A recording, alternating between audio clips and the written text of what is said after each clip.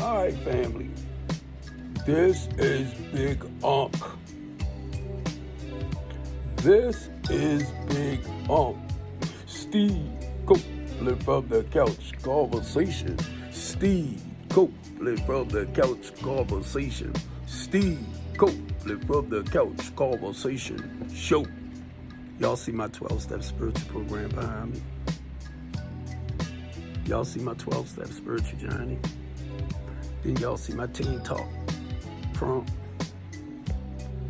Y'all think I'm a joke, don't y'all? A lot of y'all think I'm a joke. But nah, I seriously don't. My goal is helping out people.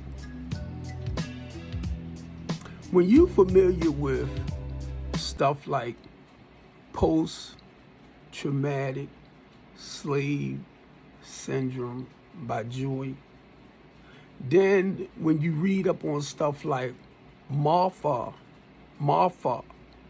21 Black genocide, right? When you read up on the school to prison pipeline, or breaking that slave mentality, people wrote books on stuff like this, right? I wasn't aware of a lot of this stuff early on in my life. So when I talk about like smoking weed, drinking at 13, snorting cocaine at 14, ran about 15, shooting dope and cocaine, I was a child. And when I look back at a lot of our youth now and their behaviors and everything, even though my mother laid down the morals, the values, the principles, the guidelines, even though we had the village in our lives, I was able to get away from that and do my own thing. You get it? And that's what a lot of our youth are doing. You can teach them everything you want, but you have to keep a good eye on them as well. And that's what I realized. Any parents that have children out there that's starting a bunch of mayhem, chaos, and confusion, you got to get to the root cause of why they're acting like that. Mainly parents, if you know, you have laid down all the good qualities in life, because you might have a troubled child. So in my mind, it's getting to the root cause of why our children behave the way they do. Mind you, I'm 11 years old, smoking weed. 13 years old, drinking Thunderbird, because I turned 13 and felt like I was old enough to drink legally. Then 14, snorting cocaine. Something wasn't right there. Those are indications when your child is running around doing destructive behaviors and practices in that way, goes to show it's some deeper issues going on. That's what my mother asked me when I was younger. And at that time, I didn't have the answers. But now, having over 33 years clean, my mother's no longer here. So sometimes when I think about it, when my mother asks me, Steve, what is going on with you? That caused me to want to reach out for the stuff that I did. Now I have the answers. So just in case some of y'all saying, what is he talking about? That's the whole point of me creating the Be More's Real Teen Talk Show. Giving our youth a voice. Do y'all realize as adults, we have a lot of programs that we can go on and talk about to relieve the pressure of life, the stress and all that good stuff. But then when it comes down to talk about the trauma that happened in our past, that's causing our lives a bunch of pain and misery today, it's like we hide behind that. Knowing our lives is falling completely apart knowing our children is out there in the destructive areas of lives, of life living, in destructive areas of life living, disastrous areas. And we wonder why. I made a statement on my Facebook page, right, about the B Moore's Teen Talk Show. And I know whoever came behind me to say something, they said blah, blah, blah. I know they was white. I know they was white.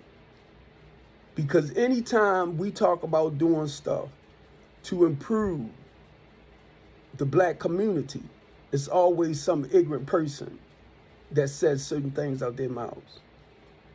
But it's okay that they're doing what they're doing so you can continue ridiculing them, right? But then when you got somebody like myself who come up with ways and means, and I'll talk about the programs that's going on in Baltimore City to help slow a lot of this down. Y'all don't want to hear that. And I realize that that's just how we are. Even some black people. Because now when you know the difference between right and wrong, you held accountable. So I put on there the B Moore's Real Teen Talk Show, and y'all act like y'all don't even understand what a teen talk show is all about. It's about giving our youth a voice. The same way you talk to your girlfriends, you talk to your friends, you talk to your family members, you talk to everybody else, y'all gospel about everybody's life. Our children need an outlet. Y'all ain't realize that? You that closed-minded as a parent, not to realize that your children need somewhere to release that stress, that pressure of being young. You got a 10-year-old, right? 11-year-old. Now, I'm going where the private areas are. They don't have hair. Now they starting to develop hair in these areas. Their bodies are starting to change. And you feel uncomfortable that you're not letting them know what is happening to their bodies. So it leaves them lost to try to understand things by themselves. Now, if a young lady come on her monthly, the mother's going to normally talk with her to let her know about the pads and stuff. But are you teaching her how to keep herself properly clean? Then I wasn't even looking at the young guys first. I started at 14 when I discovered. It could have been 12 or 13 when it started. But I didn't discover it till I was 14. I was laying in the bed fiddling, and next thing you know, it started feeling good, and take it from there. And it's, and I said I wasn't going to tell nobody because it was like an ancient Chinese secret to me. I wasn't telling nobody my secret. So I know if I thought like that at 14, and I felt that way, I can imagine other young men that never had nobody to talk to about those things.